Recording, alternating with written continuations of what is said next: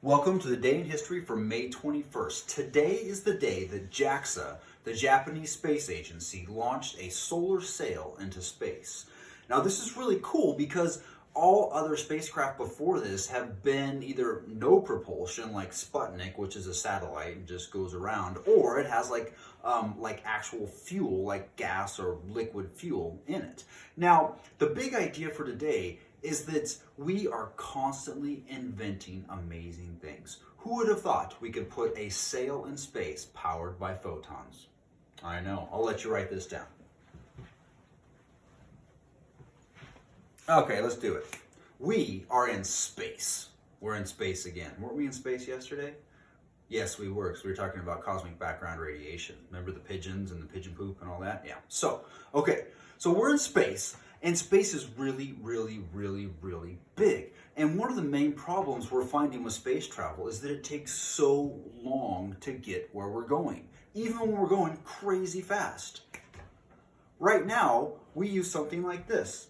Okay, we use liquid fuel that's we're pretty much starting a giant fire under spaceships, right? And it goes crazy fast. But even going crazy fast, it's still slow when you look at how big our solar system is, our galaxy, the universe, right? So let's talk about how we actually do it right now and how we've been doing it since, since World War II when they first started launching the V2 rockets. Now, what rockets are today is pretty much you have a gas tank filled with oxygen. You have another gas tank filled with like a combustible fuel. You mix them together and you light a spark and you get a giant fireball that comes out the bottom and shoots the rocket up into space. It's pretty simple. We're literally lighting firecrackers. I mean, it's way more complicated than that.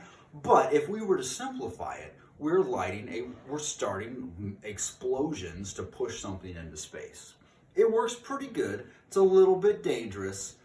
And well, here's the main problem though. This mass ratio. Now, I spent a lot of time studying NASA's charts and ratios and stuff. And what all of these things mean, this is me once again pretending like I know what this math is, but I don't. What I do know, though, is that there is something called a mass ratio problem. And the math that they figured out proves that this is correct. And here's the problem, okay? Now, if you want to put a rocket into space and you want a bigger rocket, you need more fuel for it to go up, okay? So let's say you want to put something really heavy, you need more fuel, and so you put the fuel in. Now, the fuel weighs more too, and so you have to put more fuel to carry the extra fuel, to carry the extra weight into space. But then you need more fuel, and so what happens is you get to a point where you don't have enough fuel to lift the extra fuel to get into space, which means we can only put so much up there at one time. It's a problem. Now, another problem is that spaceships that use that sort of fuel are crazy expensive. I mean, we're talking about piles of money to do this. And we're talking about over, tens of thousands of dollars for 1 pound. Like if you want to put a pound of something into space, it is a lot of money. And so we have to find other ways to do this. Now, another problem is this. When your spaceship runs out of gas, you're done. Like, you can't go anywhere. If you're driving down the street in your car and all of a sudden you run out of gas, like your car's not going to magically keep going. It's going to stop. And so when you put a spaceship up into space and you send it with gas, well, when the gas runs out, you can't go anymore. It limits us on what we can do. So people brainstormed a new way. They are going to use photons. Now, photons are created when the sun gives off light. Now, there's a lot. I watched a couple videos on solar sails and how they work, and I thought about getting into E equal mc squared and the velocity formula and momentum and all of this stuff, but then they started talking about quantum mechanics and how photons don't have mass but they have energy, and then the energy hits, etc. So there's a lot of math and physics and science behind how this works, but let me simplify it for you. The sun gives off light, and in that light are things called photons. And these photons don't have any mass, so they have no weight, but they do have energy. And so if you go into space and you see this light coming off of the sun, it is filled with billions and trillions of photons. They're super tiny, and they don't push very much, but they push just enough. Now, think of it like a sailing ship, okay? The wind has molecules that actually have mass, and those molecules hit the fabric and pushes the ship. Well, photons don't, but what happens in space is because there's no friction, because there's no air or atmosphere to go through, the photons have just enough energy to bounce off of the reflective sail and push it. Now what happens is in the beginning, the photons hit it and it just starts to move pretty slow. But over time, it goes faster and faster and faster and faster, and it never slows down because in space, there's no friction. Okay, it's Newton's law. A body in motion stays in motion unless acted on by an outside force. In space, there is no outside force, and so the solar sail keeps going faster and faster and faster, and it works so well that the JAXA spacecraft made it to Venus in 7 months with no gas.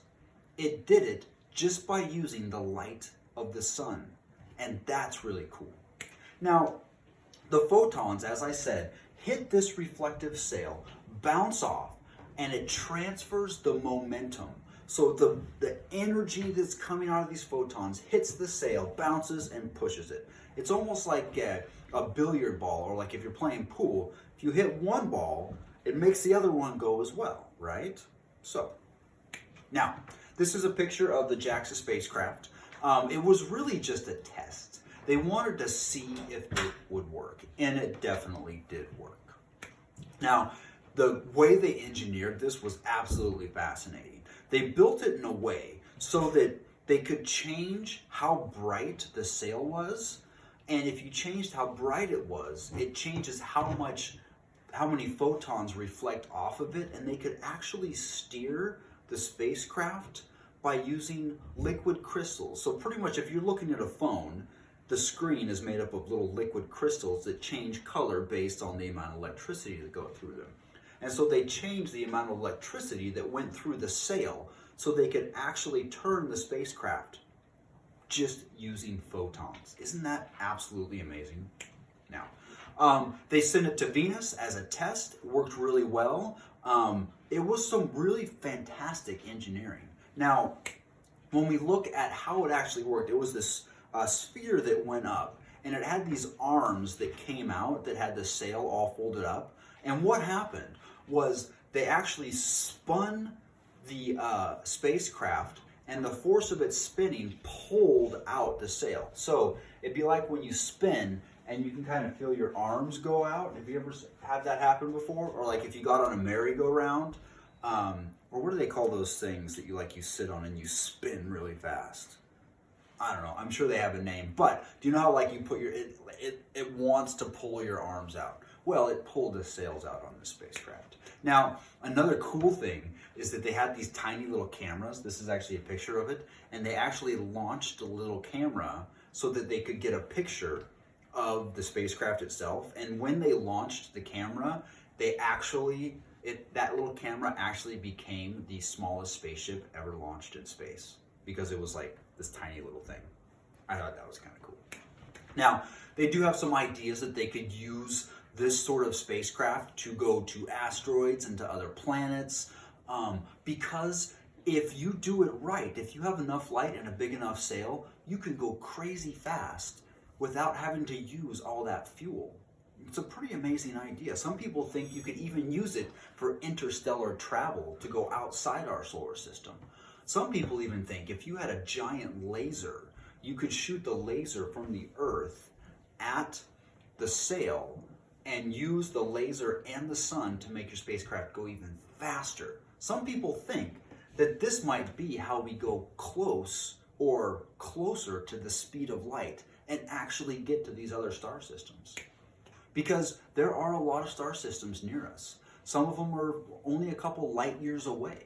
Now, a light year, obviously, if we're going to go the speed of light, which is, 186,292 miles per second, that's really fast. But even if we can go 10, 20, 30% the speed of light with these solar sails, we might be able to get there in half a lifetime. Or, I don't know, maybe even quicker.